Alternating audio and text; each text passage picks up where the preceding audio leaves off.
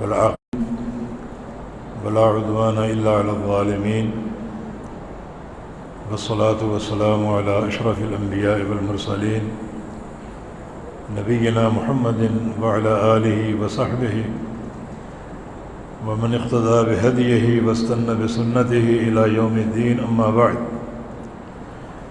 فأعوذ بالله من الشيطان الرجيم من همزه ونفخه ونفثه. بسم الله الرحمن الرحيم. لقد من الله على المؤمنين إذ بعث فيهم رسولا من أنفسهم يتلو عليهم آياته ويزكيهم ويعلمهم الكتاب والحكمة وإن كانوا من قبل لفي ضلال مبين.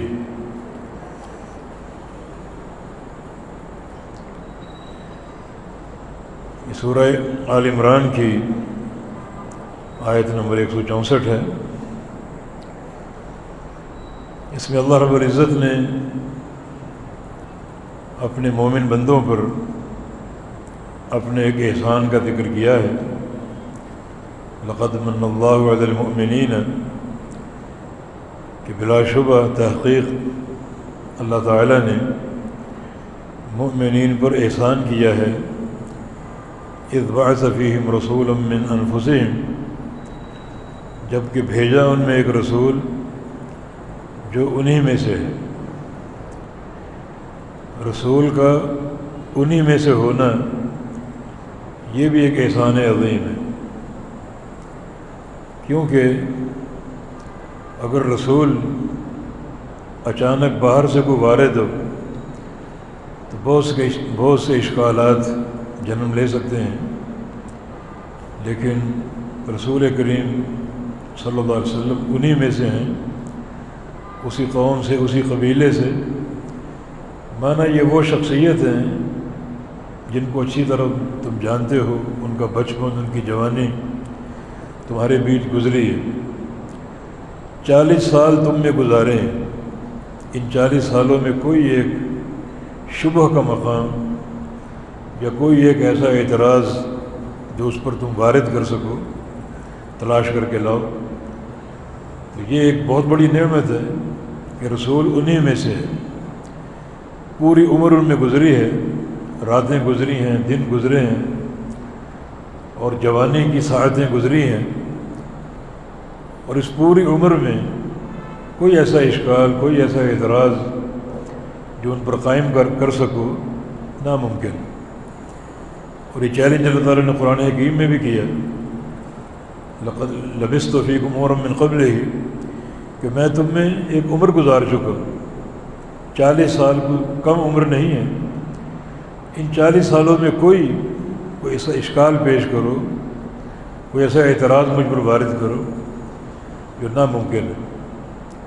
اور پیارے پیغمبر محمد مصطفیٰ علیہ السلام، چونکہ اس عرب معاشرے میں آپ کی زندگی گزری، وہ ایک جاہلی معاشرہ تھا، آپ اس سے بیزار تھے بالکل.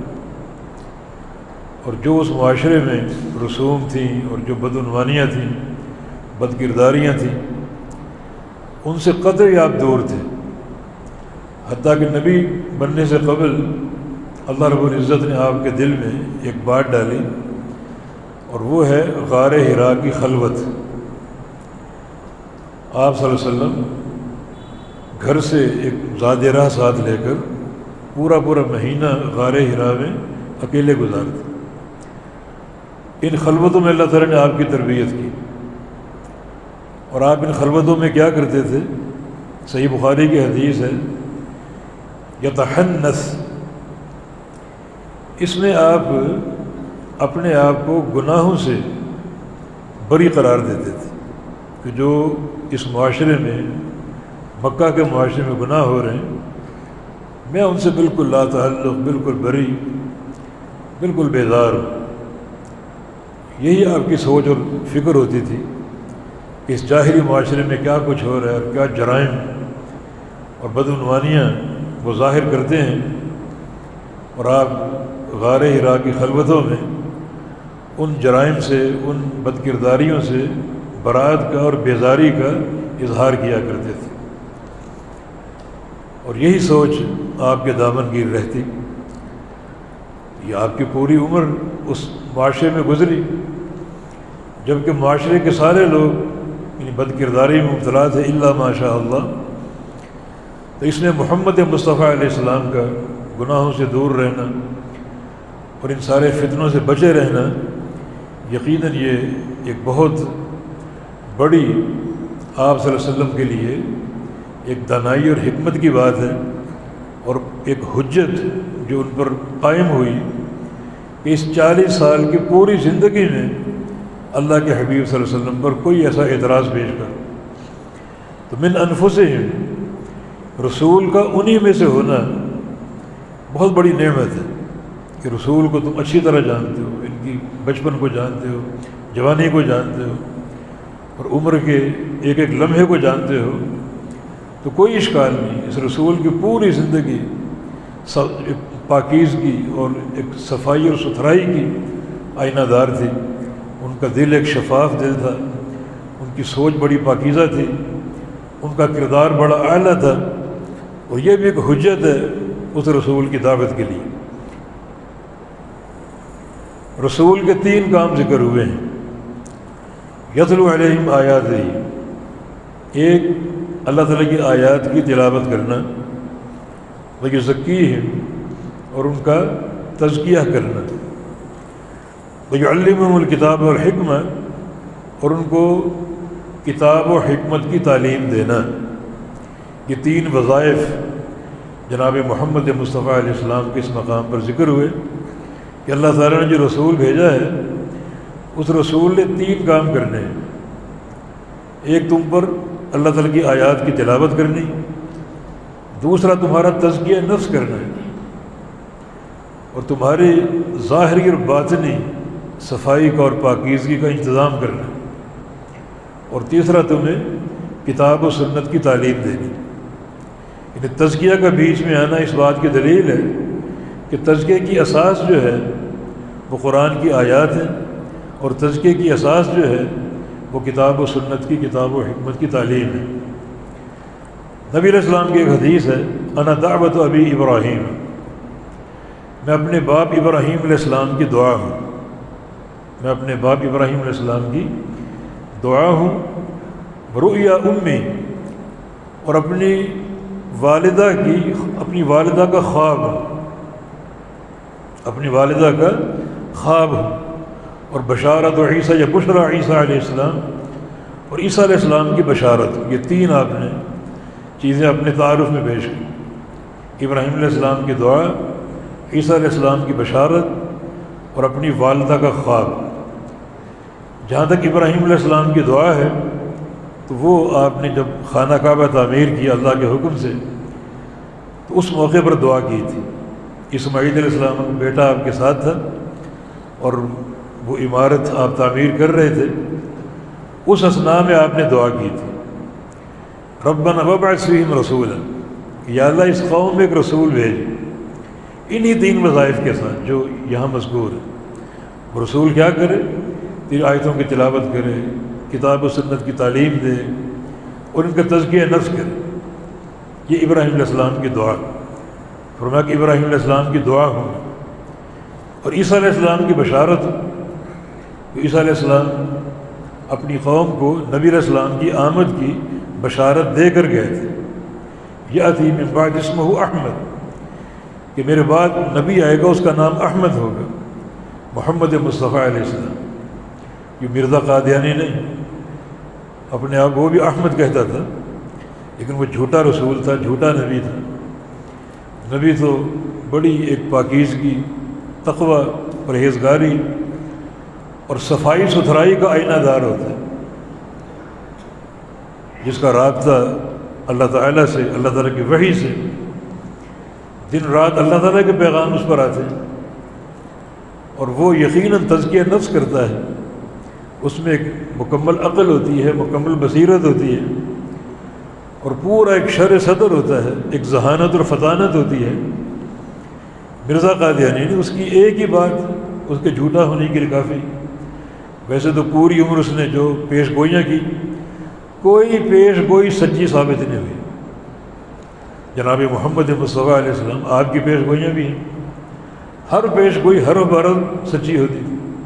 مثلا آپ نے جنگ بدر کی رات فرمایا تھا کہ ھذا مصرع فلان غدا انشاءاللہ، کل یہاں فلاں کافر کی لاش گرے گی، یہاں فلاں کی، یہاں ابو جہل کی، یہاں عتبہ کی، یہاں ابو لہب کی، اور یہاں فلاں کی اور فلاں کی۔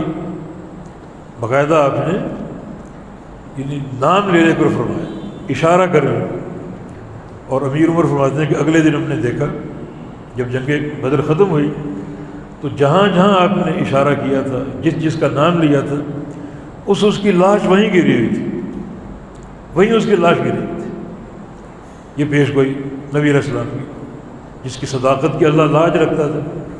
آپ ناطق وحی تھے، وَمَا يَنطِقُ عَنِ الْهَوَىٰ إِنْ هُوَ إِلَّا وَحْيٌ يُوحَىٰ، اپنی خواہش سے نہیں بولتے تھے، اللہ کی وحی سے بولتے تھے۔ اور مرزا کی ہر پیش گوئی جھوٹی ثابت ہے، ہر پیش گوئی، یعنی آفرین ہے ان کے ماننے والوں کو کہ ایک سے ایک جھوٹ ان پر ثابت ہوتا اور پھر بھی ساتھ چمٹے ہوئے، پھر بھی ان کے ایمان میں فرق نہیں آیا۔ اور پھر پاکیزگی اور طہارت کہاں گئی؟ پیارے پیغمبر کا انتقال کیسے ہوا؟ آپ نے فرمایا کہ 7 مشکیزیں پانی کا انتظام کرو، 7 مشکیزیں، اور مشکیزیں ایسے ہو کہ لم تحلل اوقیتہن، جن کا منہ کھولا نہ گیا ہو، یعنی حوض سے، چشمے سے، صاف چشمے سے ان کو بھرا ہو اور ان کی جو ڈوری وہ کھولی نہ گئی ہو، اسی طرح بند ہو، مانا کسی ہاتھ نے اس پانی کو گدلا نہ کیا ہو۔ ان 7 میں چیزوں کے پانی سے آپ کو غسل دیا گیا، آپ کا آخری غسل، اور آپ نے مسواک کی، حدیث میں سارے واقعات موجود ہیں، اور بالکل ایک پوری طہارت کے ساتھ، پوری پاکیزگی کے ساتھ دنیا سے رخصت ہوئی۔ اور یہ کیسا نبی ہے جس کی موت جو ہے وہ باتھ روم میں ہے، اور ایک گندی جگہ پر گندگی میں وہ لتھڑا ہوا، یہ کیسا رسول؟ تو احمد یہ محمد مصطفیٰ علیہ السلام کا نام ہے، آپ کا نام محمد بھی ہے، آپ کا نام احمد بھی، صحیح بخاری کی حدیث۔ تو میں عیسیٰ علیہ السلام کی بشارت ہوں، اور اپنی والدہ کا خواب۔ نبی علیہ السلام کا ارشاد گرامی ہے کہ جب میری والدہ امید سے تھی اور میں ان کے پیٹ میں تھا تو ان سے ایک نور نکلا، اس نور نے شام کے محلات کو روشن کر دیا۔ میری والدہ نے شام کے محلات کو دیکھا۔ اللہ تعالیٰ نے ایک پیغام دیا کہ یہ جو بچہ پیدا ہونے والا ہے اس کا پیغام شام تک پہنچے گا، آگے بھی جائے گا۔ یہ ہے والدہ کا خواب۔ تو اس میں خاص طور پہ ابراہیم علیہ السلام کی دعا، یہ ان کی دعا تھی جو خانہ کعبہ کی تعمیر کے وقت آپ نے کی کہ جو گھر بنا رہا ہوں اس گھر کی آبادی چاہیے۔ آبادی کیسے ہو؟ ایک رسول بھیجنا ہے اس گھر میں جس کے یہ 3 کام، وہ 3 وظائف ہیں۔ 3 آیتوں کی تلاوت کرے اور ان کا تزکیہ نفس کرے اور ان کو کتاب و حکمت کی تعلیم دے۔ حکمت سے مراد اللہ کے نبی کی سنت ہے اور آپ کی حدیث ہے، کیونکہ اس کو بھی حکمت کہا گیا ہے۔ وَأَنزَلَ اللَّهُ عَلَيْكَ الْكِتَابَ وَالْحِكْمَةَ وَعَلَّمَكَ مَا لَمْ تَكُنْ تَعْلَمْ۔ اللہ نے آپ پر 2 چیزیں اتاری ہیں، قرآن اور حدیث، اور آپ کو وہ چیز سکھائی جس کا آپ کو علم نہیں ہے۔ وَكَانَ فَضْلُ اللَّهِ عَلَيْكَ عَظِيمًا، اللہ کا آپ پر بڑا ایک عظیم فضل ہے جو آپ کو یہ 2 چیزیں تعلیم فرما دیں، قرآن دے دیا اور حدیث دے دی۔ تو کتاب و سنت کی تعلیم معنی اس گھر کی آبادی جو ہے اسی شخصیت سے ممکن ہے جس کے یہ 3 کام۔ اس میں مسجد کا پیغام، مسجد کا وظیفہ بڑی وضاحت سے سامنے آ گیا۔ جو اللہ کا گھر بنتا ہے اس گھر کو وہی بندہ آباد کر سکتا ہے جس میں یہ 3 صفات، قرآن حکیم کی تلاوت کرنے والا ہو اور لوگوں کی تربیت کرے، ان کا تزکیہ نفس کرے، ان کی اصلاح کرے۔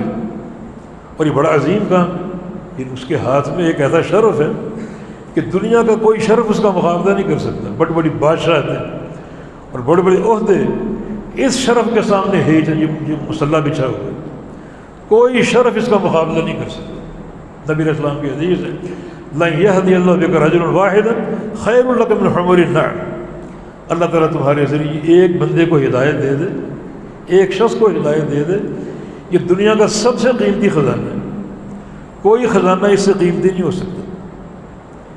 تو کچھ لوگ اس شرف کو مذاق میں اڑا دیتے ہیں کہ مدارس کیا کر رہے ہیں، 8 سال پڑھاتے ہیں، بندہ فارغ ہوا اور کوئی مسجد سنبھال لی، اتنی حقارت۔ نبی علیہ السلام کا وظیفہ کیا تھا؟ آپ نے عمر بھر مسجد نبی کی امامت کی، لوگوں کا تزکیہ کیا، لوگوں کی اصلاح کی، اللہ کے پیغام پہنچائے، یہ نبی کا وظیفہ ہے۔ یعنی آپ اس شرف کی توہین کر کے کس کی توہین کر رہے ہیں؟ محمد مصطفیٰ علیہ السلام۔ پوری زندگی آپ نے مسجد کی امامت کی ہے اور لوگوں کی تربیت اور ان کی اصلاح کی، ان کا تزکیہ نفس کیا۔ تو حقیقت یہ ہے کہ جو اس پیغام کو سنبھال لے اور اللہ کے گھر کی خدمت کرے ان 3 چیزوں کے ساتھ، یقیناً وہی شرف کا حامل ہے، اسی کے لیے ہر قسم کی تعریف ہے، اور اسی کے لیے جو ہے اللہ تعالیٰ کی طرف سے، اللہ تعالیٰ کے پیغمبر کے بیانات کی روشنی میں بہت سی بشارتیں، خوشخبریاں اور بہت سے ایسے امور جو ان کی دنیاوی اخروی کامیابی پر منتج ہوتے ہیں۔ مثلا نبی علیہ السلام کا فرمان ہے کہ ان اللہ وملائکتہ واہل السماوات والارض حتی النملۃ فی جحرها وحتی الحوت فی الماء، اللہ تعالیٰ، اللہ رب العزت ان بندوں پر رحمتیں اتارتا ہے، علی معلم الناس الخیر، جو لوگوں کو خیر کی تعلیم دیتے ہیں، اللہ کی رحمت ان پر اترتی، اور پھر آسمانوں کی ساری مخلوق، زمینوں کی ساری مخلوق، فرشتے بھی، حتیٰ کہ بلوں کی چونٹیاں اور پانی کی مچھلیاں، وہ تک ان لوگوں کے لیے دعائیں خیر کرتے ہیں، رحمت کی دعائیں کرتے ہیں جو لوگوں کو خیر کی تعلیم دے، لوگوں کا تزکیہ کرے، لوگوں کی اصلاح کرے، انہیں کتاب و سنت کا علم دے۔ یہ مساجد کا وظیفہ اللہ کے گھروں کا معنی یہ ہے کہ جب بھی کوئی مسجد بناؤ، اللہ کا گھر بناؤ، اس میں ایسے شخص کو تفویض کرو جو ان 3 وظائف کو پورا کرتا ہو۔ کس سے کہانیاں نہیں، کوئی موضوع اور من گھڑت واقعات نہیں، ضعیف حدیثیں نہیں، یہ بھی ایک ایسا ایک گھرونا کردار ہے جو بہت سی مساجد میں جاری ہے۔ نہیں، جو بیان ہو کتاب اللہ کا، سنت رسول اللہ صلی اللہ علیہ وسلم کا، یہ کہانیاں اور قصے نہیں۔ بہت سے لوگ اس کے عادی بن چکے ہیں اور کھیل تماشا اس کو بنائے ہوئے۔ یہ بڑا ایک عظیم کردار ہے، اور اس کردار کے لیے ابراہیم علیہ السلام نے دعا کی تھی، اور آپ کا فرمان کہ میں اپنے باپ ابراہیم علیہ السلام کی دعا، اور جو پوری زندگی یہ کردار آپ کا رہا، اور یہی چیز اصلاح کا باعث ہے، یہ نور ہے، یہ جناب بہار ہے ظاہر و باطن کی۔ نبی علیہ السلام کی ایک حدیث ہے، آپ نے ایک دعا کی تعلیم کی، اس دعا میں آخری الفاظ یہ ہیں کہ اللہم انی اسألک بکل اسم هو لک سمیت بہ نفسک او انزلتہ فی کتابک او علمتہ احدا من خلقک اب استأثرت بہ فی علم الغیب عندک ان تجعل القرآن ربیع قلبی ونور صدری وجلاء حزنی وذہاب ہمی وغم۔ اے اللہ، تجھ سے سوال ہے تیرے ہر نام کے واسطے سے، جو نام تو نے کسی کو سکھا دی ان کا بھی واسطہ، جو نام تو نے اپنی کتاب میں اتار دی ان کا بھی واسطہ، جو نام تو نے اپنے کسی خاص بندے کو خاص تعلیم کر دی ان کا بھی واسطہ، اور جو نام اب تک تیرے خزانہ غیب میں ان کا بھی واسطہ۔ کتنا عظیم الشان وسیلہ ہے۔ اللہ کے حضور، اللہ کی جناب نے کوئی شخصی وسیلہ پیش نہیں کیا، نہ وہ جائز ہے، فلاں شخص کا واسطہ، فلاں شخص کا وسیلہ۔ ایسے ایسے سلسلے آج بن چکے ہیں کہ حاضر امام سے لے کر سند کے آخری امام تک ہر امام کا واسطہ، وسیلہ اللہ کے دربار میں پیش کیا جاتا ہے، جو کہ بدعت ہے، ثابت نہیں۔ اللہ کے نبی کیا وسیلہ پیش کر، اللہ تعالیٰ کے ناموں کا، اللہ تعالیٰ کی صفات کا، اللہ تعالیٰ کے افعال کا، کہ تجھے تیرے سارے ناموں کا واسطہ ہے۔ جو نام تو نے کسی کو تعلیم دی ہے، جو نام تو نے اپنی کتاب میں اتارے، جو نام اب تک تیرے خزانہ غیب میں ہیں، یہ سارے وسیلے پیش کر کے میری طلب کیا ہے، میری درخواست کیا ہے؟ ان تجعل القرآن ربیع قلبی، کہ تو اس قرآن کو میرے دل کی موسم بہار کی بارش بنا دے۔ جیسے موسم بہار کی بارش برستی ہے اور زمین شاداب ہو جاتی ہے، سرسبز ہو جاتی ہے، اس طرح قرآن کی بارش سے میرے دل کی زمین معطر ہو جائے، شاداب ہو جائے، اس میں شگفتگی اور بہار آ جائے۔ ونور صدری، اور تو قرآن ہی کو میرے سینے کا نور بنا دے. دل کے لیے موسم بہار کی بارش اور سینے کا نور بنا دے. وجلا حزنی وذهاب ہمی وغمی، اور جو میرے دکھ ہوں، جو میری پریشانیاں ہوں، ان کا مداوع بھی قرآن کو بنا دے. یعنی قرآن کی برکت سے غم دور ہو جائیں، دکھ دور ہو جائیں، تکلیفیں چھٹ جائیں. قرآن کی برکت سے سینہ منور ہو جائے، اور قرآن کی برکت سے یہ دل جو ہے یہ موسم بہار کی بارش کی طرح شاداب اور معطر اور لہلہا ہو جائے. یہ سارے کام قرآن کر سکتا ہے. یہ تربیت کا ایک عظیم خزانہ ہے. ابراہیم علیہ السلام کی دعا اور اللہ کا یہ احسان جو ہم نے نبی بھیجا، اس نبی کے سارے وظائف ہیں. چنانچہ آپ نے تلاوت بھی کی قرآن کی، لوگوں کا تزکیہ بھی کیا کتاب و سنت کی بنیاد پر، اللہ کی وحی کی بنیاد پر، اور پھر لوگوں کو کتاب و سنت کی تعلیم بھی دی. جب تک یہ تعلیم قائم رہے گی دنیا قائم ہے. جب تک توحید قائم ہے، توحید کا پیغام قائم ہے، دنیا قائم ہے. یقیناً یہ مقام جو ہے ہمیں اس طرف متوجہ کرتا ہے کہ ہمارا وظیفہ حیات کیا ہونا چاہیے. مساجد میں جائیں تو وہاں سے کیا ہم لیں، کیسے امام کا تعین ہو، وہ کس طرح ہماری تربیت کرے، اور یہ جو تربیت نقوش ہیں کس طرح ہم سمیٹ سکتے ہیں.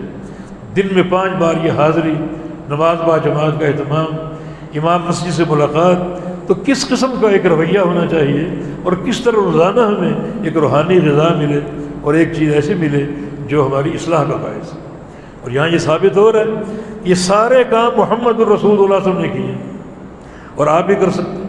تزکیہ کس نے کیا؟ رسول اللہ صلی اللہ علیہ وسلم. قرآن کی آیتیں کس نے پڑھی؟ رسول اللہ صلی اللہ علیہ وسلم. عقیدہ کس نے دیا؟ رسول اللہ صلی اللہ علیہ وسلم. کتاب و سنت کی تعلیم کس نے دی؟ رسول اللہ صلی اللہ علیہ وسلم. تو ہر چیز میں ہم اللہ کے نبی کے محتاج ہیں، ان کی دعوت کے محتاج ہیں، ان کے علم کے محتاج. مگر سوچئے کہ آج اس علم کو تقسیم کر دیا گیا، تقسیم کر دیا. جناب ہم فقہ میں فلاں کے پیروکار ہیں، عقیدے میں فلاں کے پیروکار ہیں، اور تصوف، حالانکہ تصوف کوئی دین کی اصطلاح نہیں. یعنی لوگوں کے پورے مذہب کی بنیاد ایسے لفظ پر ہے جو دین میں کہیں ملتا ہی نہیں. لفظ تصوف دین میں کہیں نہیں ملتا، لفظ عشق دین میں کہیں نہیں ملتا. اور بعض لوگوں کے پورے مذہب اور سوچ کی بنیاد لفظ عشق پر ہے، پورے دین میں کہیں نہیں ملتا. تو تصوف نہیں، تزکیہ، دین نے تزکیہ کی اصطلاح استعمال، سارے کام اللہ کے پیغمبر نے کی. تو انشاءاللہ نبی علیہ السلام سے تعلیم لینا، آپ کی دعوت سے تزکیہ لینا، اور کتاب و سنت، قرآن و حدیث کی تعلیم، فقہ ہو، عقیدہ ہو، احکام ہو، فضائل ہو، رغائب ہو، یہ سارے کام اللہ کے پیغمبر نے کی. ہر کام میں اتباع کرو محمد الرسول اللہ صلی اللہ علیہ وسلم. اللہ تعالیٰ کو فرمانے کہ یا ایھا الذین آمنوا اطیعوا اللہ واطیعوا الرسول ولا تبطلوا اعمالکم، اے ایمان والو اللہ اور اس کے رسول کی اطاعت کرو اور اپنے اعمال کو برباد نہ کرو. سیدھی بات ہے، اطاعت کرو گے محمد الرسول اللہ علیہ وسلم کی، اعمال محفوظ بھی ہوں گے، مقبول بھی ہوں گے. اطاعت نہیں کرو گے اعمال برباد ہو جائیں. تو کیسا سودا آپ کرنا چاہتے ہیں؟ ایسا سودا جس میں اعمال کی حفاظت ہو، اللہ کی رضا حاصل ہو، اللہ کی محبت حاصل ہو، یا ایسا سودا جس میں سب کچھ برباد ہو جائے؟ خسر الدنیا والآخرہ، دنیا کا خسارہ، آخرت کا خسارہ، اور کہیں کامیابی کا نام و نشان بھی نہ. تو اللہ تعالیٰ ہمیں صحیح نہج کے تعین کی توفیق عطا فرما دے، مساجد کا کردار سمجھنے کی توفیق عطا فرما دے. ان مساجد کی حاضری اللہ تعالیٰ ایسی بنا دے ہم سب کی کہ یہاں سے ہم کو تزکیہ ملے، روحانی غذا ملے، قرآن ملے، حدیث ملے، اور سارا عقیدہ ملے، اور یہ مساجد ہمارے لیے اصلاح کا اور ہمارے لیے شرف کا پیغام بن جائے. اللہ تعالیٰ توفیق عطا فرما دے. اقول قولی ھذا واستغفر اللہ لی ولکم وآخر دعوانا ان الحمد للہ رب العالمین.